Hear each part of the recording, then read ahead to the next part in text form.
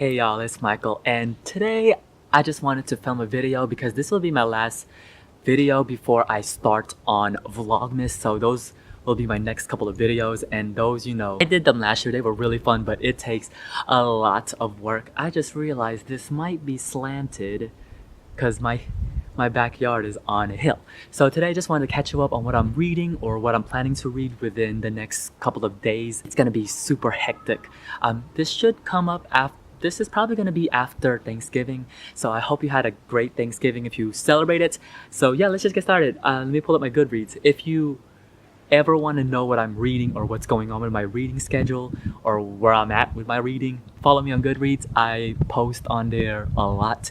I just realized this is a really pretty background. Who's this? Oh. Hello. Hi, Auntie. Is that Auntie? How are you? You look good. Thank you. Always. I'm filming a video.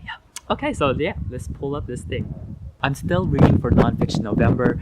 Let me just tell you where I'm at. So I'm still currently listening to The Emperor of All Maladies, A Biography of Cancer by Siddhartha Mukherjee. Now, I am on, as of right now, as I'm recording this, I'm on disc 11 out of 16, so I'm almost done. I should be done within a couple of days, and which is really good. Before this though, I did start to listen to In Cold Blood. I literally listened to it for like 20 minutes, and then afterwards I decided I can't listen to it. As I was listening to it, I found it got harder to listen to it, and I think that's because it's written very literary, and so literary fiction sometimes, for me anyways, when I'm listening to it, it's really hard because the way it's written, like the syntax, the language is just really difficult, and so it just gets a little bit harder for me.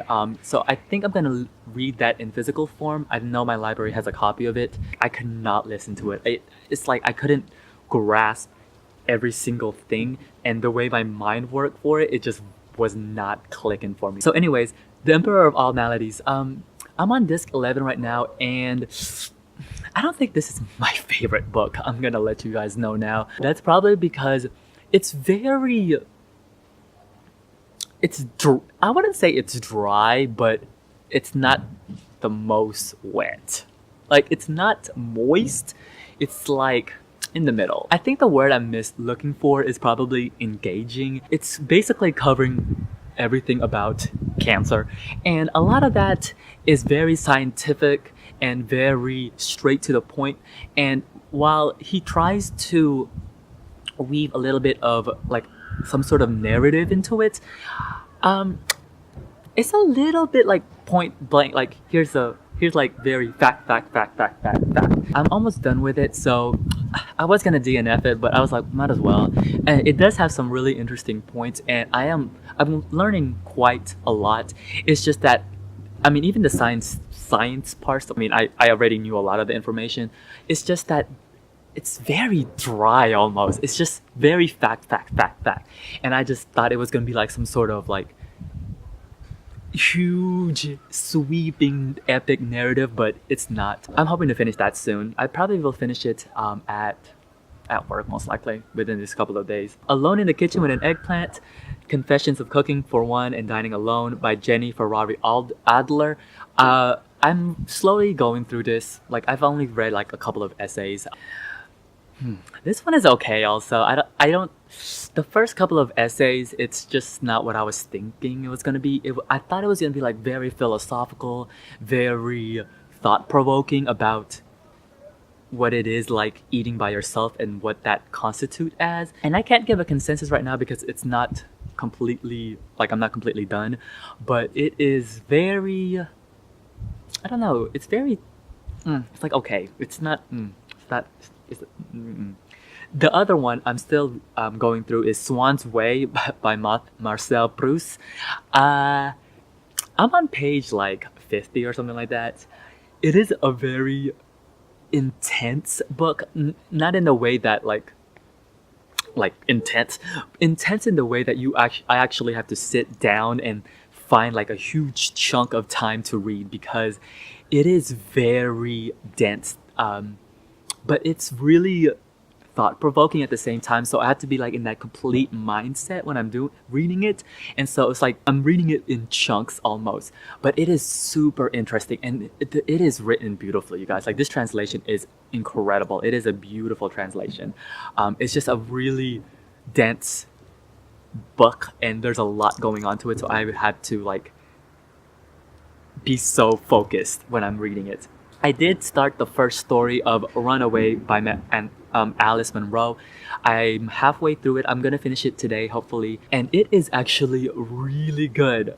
It has like the first story, which is called Runaway. It has this like twist to it. I'm really liking it. I was like, ooh, it's interesting. So I think what I'm gonna do with this book, if I were to do a review, is that after each story that I finish, I'm actually think I'm gonna do this with all short story books, because I think it'll be really helpful, is that after I'm finished with each story, I'll film like a vlog style with just my other camera where I'm not setting up everything, and just let you know like a quick thought of what I think of each story as I go through each story, and then I'll bunch it all together and then give you like my final thoughts. I think that's gonna work really well. After listening to An Emperor of All Maladies, I am going to start on that Ulysses S. Grant book that I showed before. I think that's going to be really interesting, and it's getting really cold. And so yeah, okay. So let me talk about the other previous books that I've been reading and what.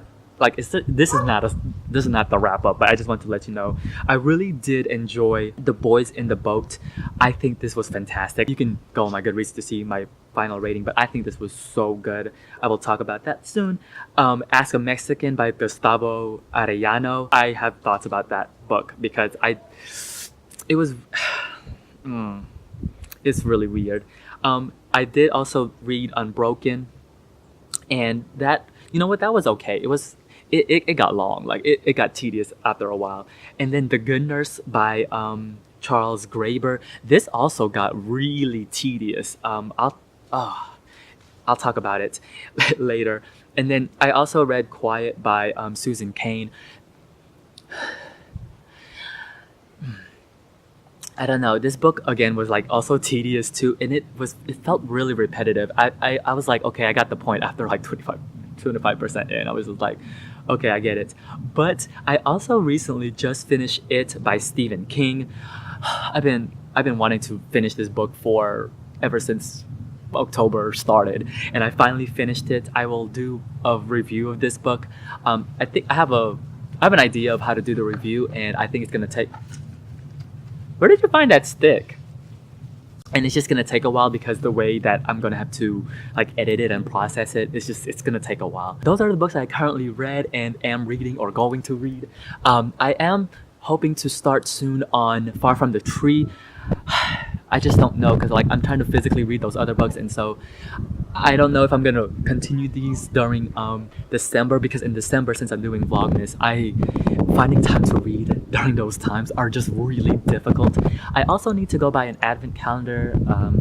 I hope to do that soon. Another reason why I don't think I'm gonna get a lot of reading done for the next few days is because I started playing Pokemon Moon. Yeah, so that just got released.